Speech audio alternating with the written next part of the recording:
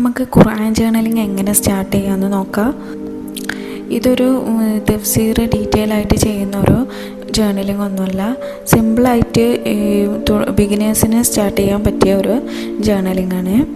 ഞാൻ ഡിഗ്രിക്ക് പഠിക്കുന്ന സമയത്ത് ഞങ്ങൾക്ക് എക്സാമിനൊക്കെ ചില ബുക്കിലൊക്കെ ഇങ്ങനെ ഖുർആൻ്റെ ഓരോ പാട്ടുകളൊക്കെ പഠിക്കാനുണ്ടായിരുന്നു, ചില സൂറത്തുകളൊക്കെ പഠിക്കാനുണ്ടായിരുന്നു. അന്ന് തൊട്ടുള്ളൊരു ഞാൻ വിചാരിക്കുന്നൊരു കാര്യമാണ് ഈ ഖുർആൻ മലയാളം പരിഭാഷ മുഴുവനായിട്ട് വായിക്കണം എന്നുള്ളത്. പക്ഷേ ഒരുപാട് കാരണം കൊണ്ട് ഞാനത് സ്റ്റാർട്ട് ചെയ്യും, വീണ്ടും അത് സ്റ്റോപ്പാവും, അങ്ങനെ ഇതുവരെ മുഴുവനായിട്ട് വായിക്കാൻ പറ്റിയിട്ടില്ല. അപ്പോഴാണ് ഞാൻ ഇങ്ങനൊരു ജേർണലിങ് സ്റ്റാർട്ട് ചെയ്യാമെന്ന് തീരുമാനിച്ചത്.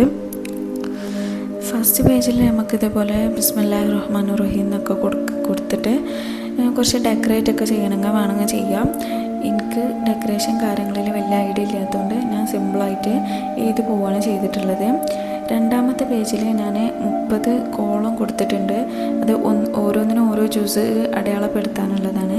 അതായത് ഞാനൊരു ജ്യൂസ് മലയാളം പരിഭാഷ വായിച്ചു കഴിഞ്ഞാൽ അവിടെ ഒരു കളർ കൊണ്ട് ഷെയ്ഡ് ചെയ്ത് വെക്കും. അങ്ങനെ ഞാൻ വിചാരിച്ചിട്ടുള്ളത്. പിന്നെ നെക്സ്റ്റ് പേജ് നോക്കുകയാണെന്നുണ്ടെങ്കിൽ ഓരോ സൂറത്തിനും ഓരോ കോളായിക്കൊണ്ടാണ് ഞാൻ കൊടുത്തിട്ടുള്ളത്. ഓരോ സൂറത്തും ഞാൻ വായിച്ച് കഴിയുമ്പോൾ അതിന് ഏതെങ്കിലും കളർ കൊണ്ട് ഷെയ്ഡ് ചെയ്യും. ഷെയ്ഡ് ചെയ്യാത്ത ഭാഗം ഞാൻ വായിച്ചിട്ടില്ല എന്നാണ് അർത്ഥം.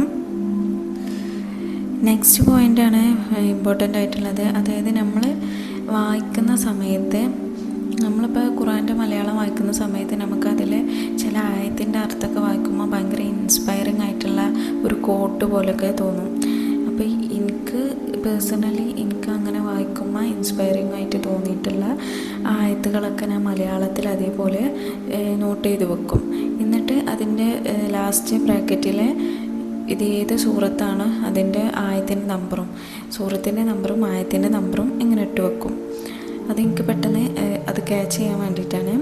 ഇനി നിങ്ങൾക്ക് വേണമെന്നുണ്ടെങ്കിൽ ഒരു സൂറത്തിൻ്റെ ഹെഡിങ് കൊടുത്തിട്ട് അതിൽ നിന്ന് ആ സൂറത്ത് വായിച്ചപ്പോൾ നിങ്ങൾക്ക് കിട്ടിയ മെയിനായിട്ടുള്ള ഇൻസ്പയറിങ് ആയിട്ടുള്ള കാര്യങ്ങളൊക്കെ അതിൻ്റെ താഴെയായിട്ട് എഴുതി വെക്കുക. നിങ്ങൾക്ക് എങ്ങനെയും ചെയ്യാം. ഞാൻ ഏറ്റവും സിമ്പിളായിട്ടുള്ള രീതിയിലാണ് ഇപ്പോൾ എഴുതിയിട്ടുള്ളത്.